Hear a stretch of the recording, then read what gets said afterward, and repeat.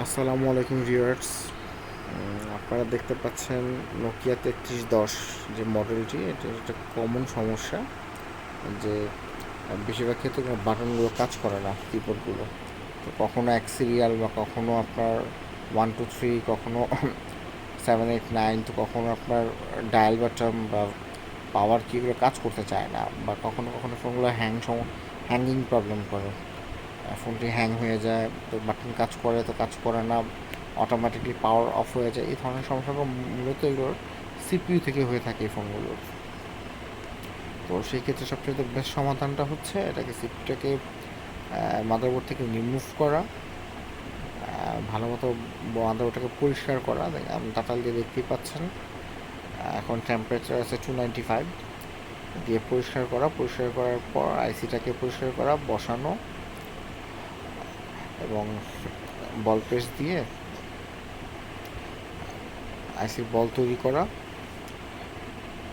আমি আসলে চাচ্ছিলাম আপনাদের একটু মানে যেন আপনাদের সময় নষ্ট না হয়, খুব শর্টকাটে ভিডিওগুলো দেখানোর চেষ্টা করি আর কি। পেস্ট দিলাম একবার, তারপর এটাকে আমি একটু হিটিং করবো আমরা।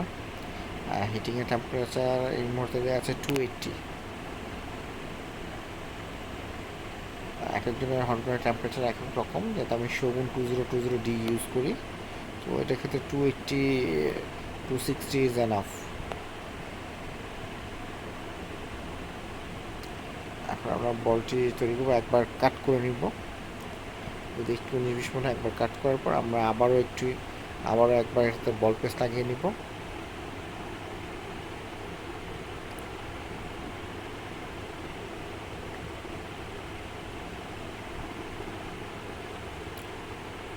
আর তারপর আরও একবার হিটিং করে নিব।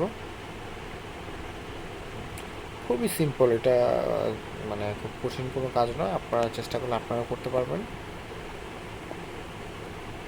আর নোকিয়া মিউজিক এক্সপ্রেস, তারপরে যে আপনার 3310 33 ফোনগুলোতে কমন প্রবলেম এগুলো, বাটন কাজ করে না, হ্যাং হয়ে যায়, পাওয়ার অফ হয়ে যায়। এগুলো সিপিইউটা রিবলিং করলে ভালো মতো 100% হয়ে যায়। কখনো কখনো কিছু মানে মাদারবোর্ড থেকে লাইন ট্র্যাকগুলো মিস হয়ে যায়, ট্র্যাক কেটে যায় মাঝখান থেকে, সেগুলোকে আসলে আগে মেপে দেখে ট্র্যাকগুলো কানেক্ট করে দিলে ঠিক হয়ে যায়। এর আগে আপনাকে টোটাল প্রবলেমটা ফাইন্ড আউট করতে হবে। এটা যেমন কিছু কিছু বাটনের কাজ করতো না, আমি লাইনগুলো মেপে দেখেছি, সবই ঠিক ছিল। তো আমার কাছে মনে হয়েছে এটা সিপিইউটা রিভলভ করলে এটা হয়ে যাওয়ার কথা।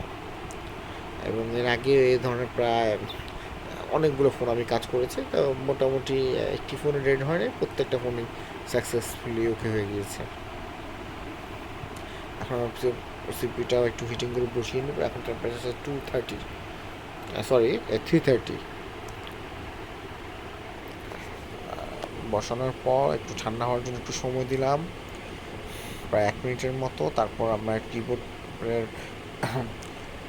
কিবোর্ডটা লাগিয়ে নিলাম, ব্যাটারি কানেক্ট করলাম, ফোনটাকে অন করে দেখবো ফোন অন হয় কিনা। হ্যাঁ, ঠিক আছে, অলরাইট, ফোনটা পাওয়ার অন হয়ে গিয়েছে। তারপর আমরা বাটনগুলো একটু চেক করবো।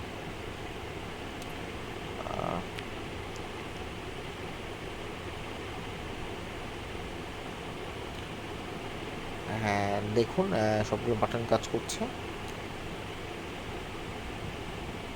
এখন যদি ফোনটি খোলা আমার হাতে, আমি আলাদাভাবে ধরে রেখেছি, একটু কষ্ট হচ্ছে আমার দেখা, তারপর সব বাটন কাজ করছে এবং পারফেক্ট আছে। এবং এটা এই ফোনের পারফেক্ট সমাধান। আশাবাদী এই সমস্যাটি আর ফেস করবেন না কাস্টমার। ওকে, থ্যাংক ইউ, দেখা হবে নেক্সট ভিডিওতে।